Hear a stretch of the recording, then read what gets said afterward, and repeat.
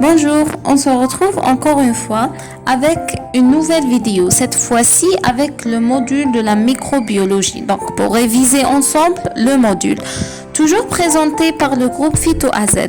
Si vous n'avez pas compris quelque chose, vous pouvez nous contacter sur notre mail ou bien sur notre page Facebook. Merci.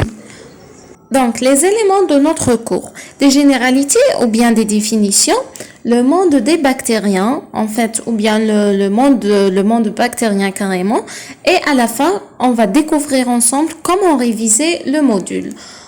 Donc, la bactériologie s'intéresse à l'étude des micro-organismes, qu'il s'agisse des bactéries, des champignons, des protozoaires ou des virus, donc des organismes microscopiques. Une connaissance approfondie de leur physiologie, de leur génétique et des interactions entre eux facilite notre compréhension du monde vivant à l'échelle microscopique. Donc ça, c'est la microbiologie, qui va jouer un rôle et qui va nous permettra pour connaître le monde microbien en quelque sorte, tout ce qui s'agit des organismes microscopiques. On va découvrir donc leur physiologie, leur génétique et leur interaction bien sûr avec le milieu ou bien leur biotope. Ok, donc ça c'est le but de la microbiologie. Donc, les sciences reliées avec la microbiologie, c'est bien la bactériologie, c'est la science qui étudie les bactéries.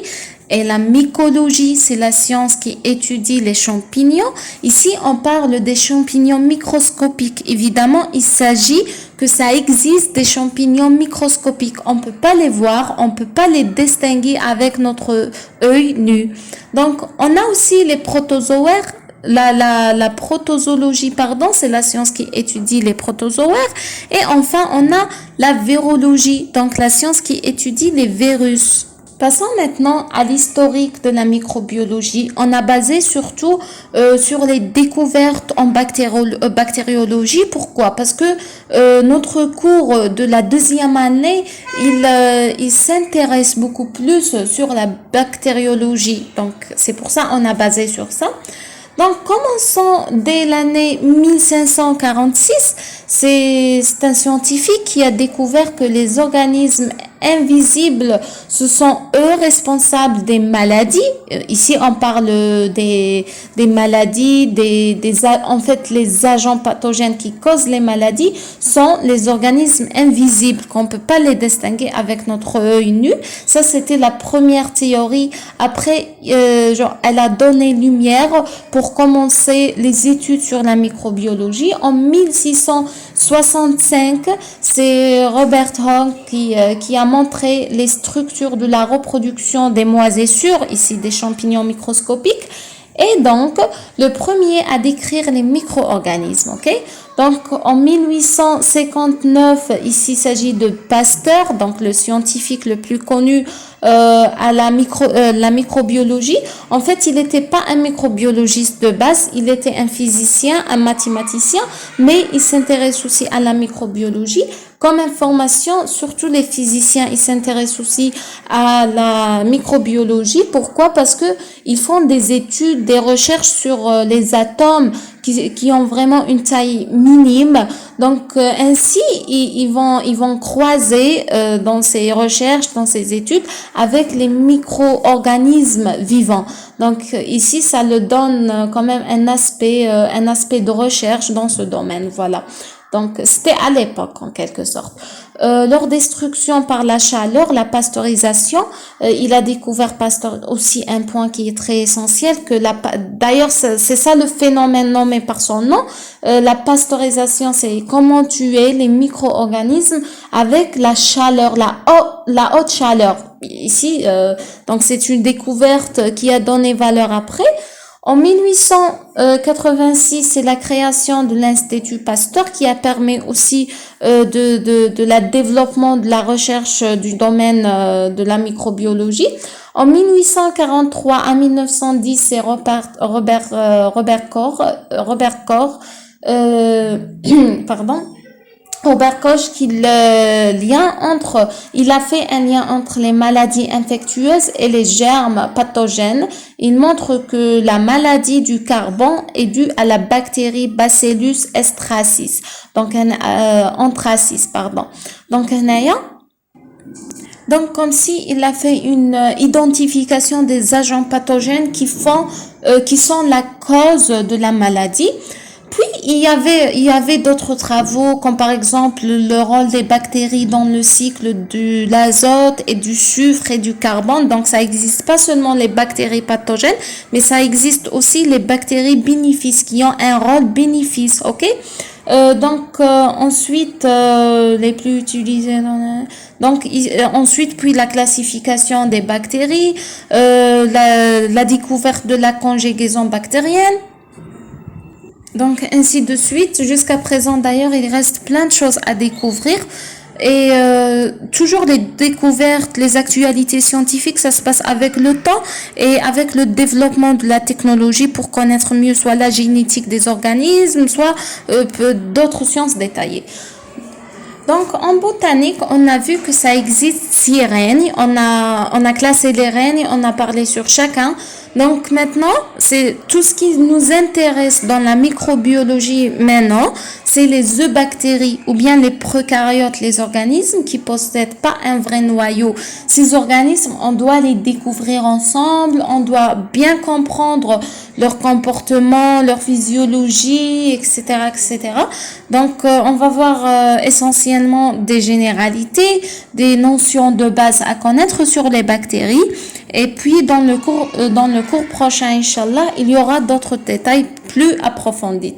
Donc, maintenant, le monde des bactéries. La morphologie et la structure des bactéries. Concernant la forme, on a 3 types de formes. Essentiellement, 3 types de formes. On a les coques, on a les bacilles et on a les spirochètes. Donc, la forme des coques, c'est une forme sphérique, en quelque sorte. Il y a des exemples des genres des bactéries. On a les bacilles en forme de bâtonnet, comme vous voyez dans la deuxième photo. On a aussi les spirochètes, ou bien en forme spirale. Donc, comme vous voyez dans la troisième photo, ça, c'est les formes les plus connues des bactéries. Ok, ça, c'est les formes les plus connues. Mais ça n'empêche pas que d'autres formes existent, évidemment. Mais ici, c'est très intéressant à connaître ces 3 formes. C'est très intéressant de concentrer sur ces 3 formes au niveau de votre cours. Ok, au niveau de votre cours. Passons maintenant à la taille relative des cellules et leurs composants. On a mis de différentes cellules pour comparer les bactéries avec eux.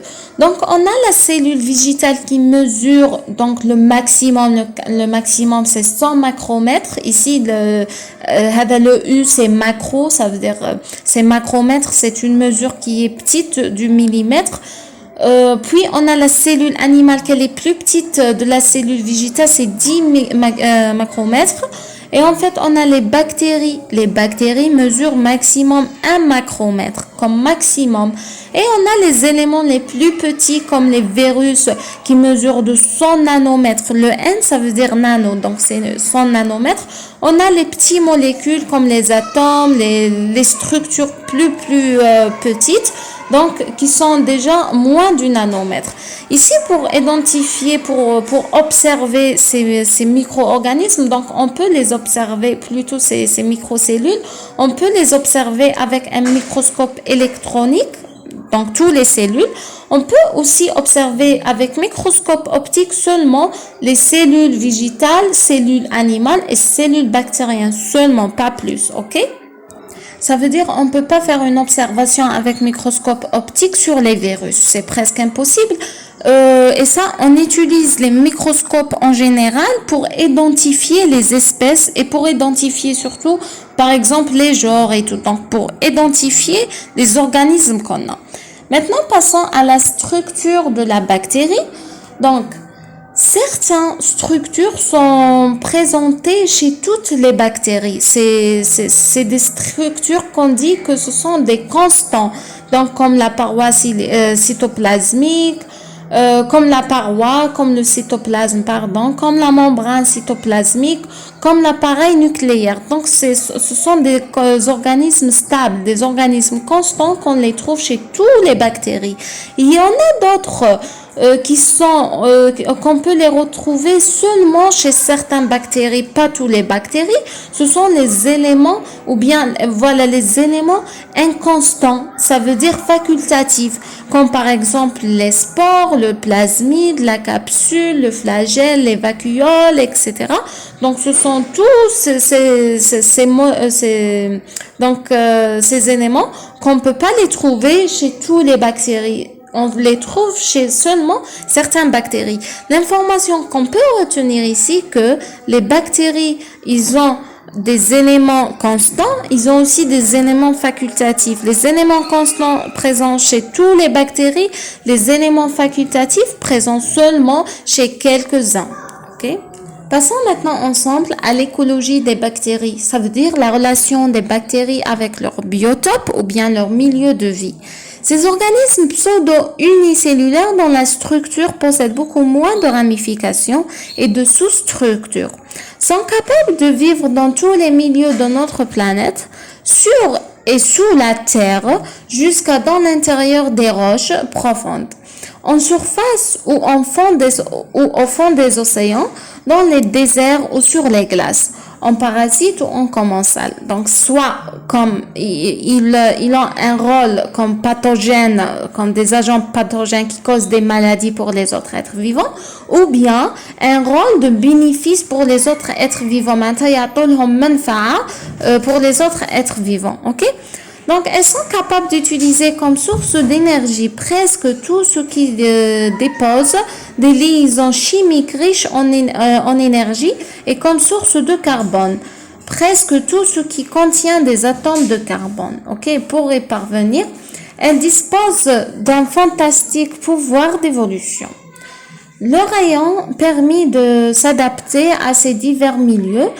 Donc, madame, un système d'évolution ou bien un pouvoir d'évolution déjà, عندهم القدرة باش يتأقلموا مع كامل les milieux اللي يقدروا يعيشوا فيهم. OK, soit un milieu favorable pour la bactérie. إذا ما كانش favorable راح نعرفوا après la bactérie واش راح تدير باش supporter هذاك le milieu pour qu'elle peuvent supporter le milieu.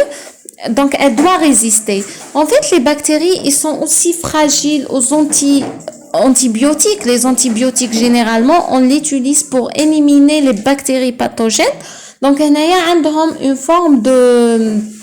Donc, mais en quelque sorte les antibiotiques, mais avec le temps, bien sûr, la bactérie, elle va développer de nouvelles gènes, donc pour faire une résistance contre ces antibiotiques. C'est ça le truc.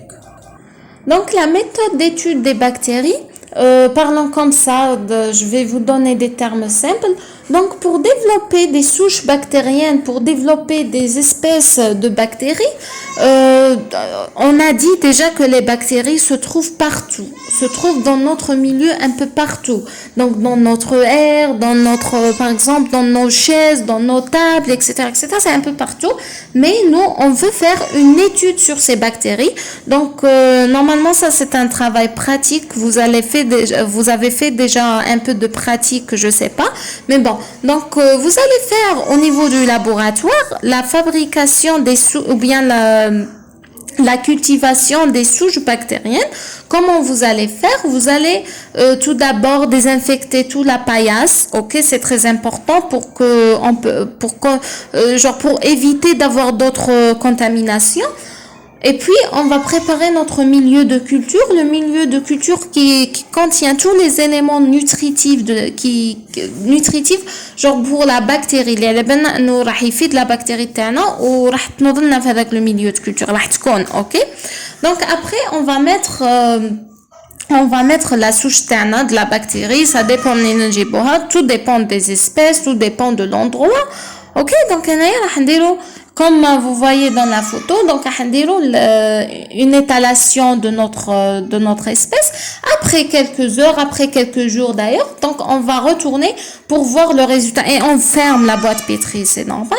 Donc après quelques jours, on va voir notre résultat. On va découvrir qu'il y avait déjà il y avait quand même une colonie de bactéries. La colonie, c'est plusieurs espèces bactériennes. Donc ici, on peut étudier la forme, on peut étudier de quelle espèce s'agit, on fait l'identification, etc. Et pour mieux étudier la bactérie, mieux identifier notre bactérie, en fait, cette méthode, ce n'est pas vraiment une forme de base de l'identification, mais elle est quand même valide pour l'identification. Donc maintenant, on passe pour la coloration des bactéries. La coloration de Gram est la coloration différentielle microbiologique la plus importante, la plus largement utilisée. Elle permet de différencier les bactéries selon deux critères, donc leur forme et leur affinité pour les colorants plutôt. On utilise comme l'étape numéro 1, on fait une coloration avec le cristal violet. Puis, comme étape 2, donc après 1 minute, on lave la lame. Et puis, on met le Lugol, c'est le deuxième colorant. Ensuite, on met l'alcool. En fait, le rôle de l'alcool ici, c'est la décoloration qui a été faite avant. Puis, on lave la lame et enfin, on met le fuchsin. Après 1 minute, on fait une observation. On va observer des grammes positifs et des grammes négatifs. Maintenant, on va faire la différence ensemble.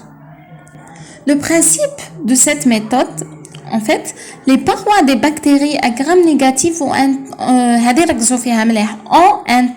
un taux élevé de lipides. معناتها فيهم بزاف لي lipides. انتوما قريتو في les constituants de la paroi des bactéries واش فيها OK comme constituant عندها بزاف لي lipides les bactéries gram négatifs à cause de la membrane externe bien sûr et une fine couche de peptidoglycane. Donc l'alcool contenu dans le décolorant extrait le lipide, le lipide, ce qui rend la paroi des bactéries à gram négatif plus poreuse et incapable de retenir le complexe violet-lugol. Le complexe de la coloration primaire ما راحش يقعد في la paroi وراح يخرجها لنا puisqu'on a détruit en quelque sorte, on a fait sortir les lipides les جايين في la paroi.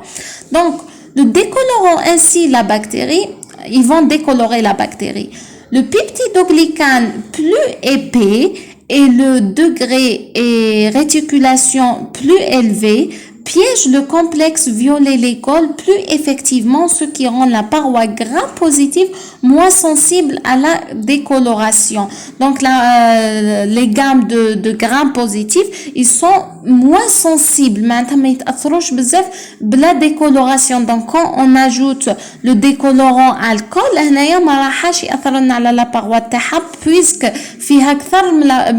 les parois des grammes négatifs. Donc ici c'est un critère d'identification. Il faut cependant savoir que la coloration de grammes peut être variable pour une même espèce. La même espèce يكون عندها le même résultat. Donc certains bactéries gram positifs quand les colonies sont âgées. Par exemple, certains bactéries gram positifs sont pas évidents pour la coloration parce que sont âgées. Donc on peut pas faire une coloration valide, ce n'est pas valide. Donc certaines bactéries sont même dites des grammes faibles ou grammes variables. Donc exemple comme les corinébactéries, donc ils sont un gramme faible parce que des fois ils connaissent gramme positif, des fois ils connaissent gramme négatif. Le plus important c'est de connaître le principe de la méthode اللي هو يعني le plus important باش نجينا نفهموا la méthode سهلة نعرفوا on peut faire la différence entre les grammes négatifs et les grammes positifs. Les grammes positifs se colorent en violet. Les grammes, c'est à cause de la première coloration. Les grammes négatifs se colorent en rouge. C'est à cause que on a fait sortir la coloration primaire, ok? Passons maintenant à la réplication et la division de la cellule bactérienne. La reproduction des bactéries se fait par simple division binaire d'une cellule en phase de croissance active, hyperactive, avec partagé équivalent du matériel génétique. Elle doit partager son matériel génétique avec leur descendance. Donc, pour donner naissance à deux cellules filles, identiques entre elles et identiques à la cellule mère dont elle acquiert toutes les structures et les propriétés de la cellule mère. Ce mécanisme général associe donc la réplication du chromosome bactérien et l'élongation, puis le clivage du corps cellulaire. Donc ici c'est pareil, c'est la reproduction la plus connue. Ces deux processus ne sont cependant pas obligatoires, liés. Et dans certains cas, le clivage du chromosome peut s'effectuer indépendamment de la fission du corps cellulaire, donnant ainsi naissance à des formes bacillaires très longues comportant plusieurs chromosomes dans une même cellule. Ok? Donc ça veut dire ici qu'ils comportent après, ils vont se diviser encore, ils vont donner naissance à plusieurs autres bactéries. Donc la fission du corps cellulaire se produit dans un seul plan perpendiculaire aux grands axes des cellules en forme de bacille ou de spire. On a fait avant la forme des bactéries. Elle peut s'effectuer sur différents plans dans les formes bactériennes sphériques, les cocci. Donc ici, le plus important à connaître et ne pas genre approfondir dans le détail, c'est comment se fait la reproduction. Ici, c'est la reproduction la plus simple des bactéries, c'est la division binaire, elle est la plus simple. Il y a d'autres reproductions. Il y a aussi une reproduction sexuée, c'est la conjugaison des bactéries. Mais en fait, moi, j'ai choisi seulement cette reproduction puisqu'elle est plus simple. Donc, on a la bactérie, elle va se diviser, elle va se faire une réplication pour ce matériel génétique pour donner plusieurs autres bactéries. Donc, la cellule mère, elle va donner deux cellules filles. Les deux cellules filles, ils vont elles aussi donner 4 cellules filles, etc., pour avoir toute une colonie de bactéries. Maintenant, passons à la nutrition bactérienne. Donc, les bactéries se nourrissent de substances organiques simples, qui contient l'atome de carbone, donc comme les acides aminés, les glucides, les acides gras, les vitamines, les hydrocarbures, etc. Et de certaines substances inorganiques comme le phosphate, le soufre, le nitrate, etc. Donc, plusieurs types de bactéries sécrètent des enzymes digestifs qui leur permettent d'absorber certains constituants alimentaires plus ou moins complexes. Donc, chez les bactéries, ils possèdent des enzymes. Les enzymes هذوك هما اللي راح يخلوهم ou bien ces enzymes, ils vont les aider pour faire une absorption de certains éléments même si ils ont été moins complexes. OK, plus ou moins complexes. Ça, c'est concernant la nutrition bactérienne et c'est pour ça, avant, quand on a fait nos travaux pratiques sur les bactéries, on a mis un milieu de culture qui contient tous les éléments nutritifs essentiels pour la bactérie. Donc, on a terminé notre révision pour aujourd'hui. Les points essentiels à apprendre, ou bien on a vu déjà dans notre révision, c'est la coloration de grammes varie selon la composition de leurs parois. Les bactéries à grammes positifs se colorent en violet, les bactéries en grammes négatifs se colorent en rouge. Le mode de reproduction chez les bactéries s'effectue généralement par la division binaire, la division cellulaire, ou bien la division binaire, mais ça existe d'autres modes tels la fragmentation ou par bourgeonnement. Donc, certaines bactéries, entre autres d'intérêt médical, ont des effets bénéfices, des effets pour les autres êtres vivants, comme les effets, le côté ou le domaine médical. Donc, on a la propriété de différencier de formes de survie appelées, elle est plus importante, appelées les spores. Donc, les bactéries qu'on se trouve dans un milieu défavorable, même dans les milieux défavorables, parce qu'elle a un mode d'évolution pratique, donc elle va faire une sorte de spore pour protéger ces bactéries.